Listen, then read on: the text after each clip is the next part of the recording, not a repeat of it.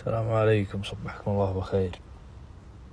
الربع اللي بيفحص موتر ولا يدري وش الأشياء اللي يشيكون عليها، خليك معي في المقطع.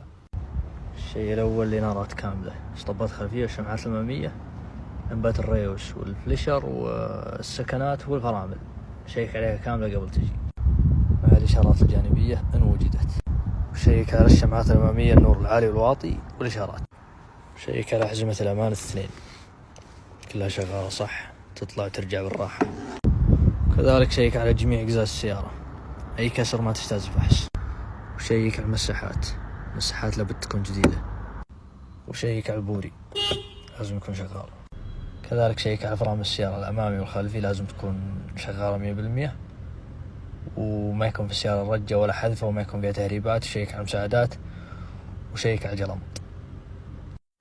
وشيك على بوية السيارة، البوية لازم تكون نظيفة وما فيها تبهيت. إذا في تبهيت لازم يتلمع أو يرش إذا التبهيت قوي. وما يكون في السيارة خدمات قوية، وما يكون فيها تجاليد، وما تكون مضللة. وكذلك يا شباب السيارة ما يكون فيها كربون، إذا فيها كربون غير بواجيك وصفها، إذا فيها كربون ما تنجح. وبسم الله دخلنا الفحص، دعواتكم. بشركم نجحت.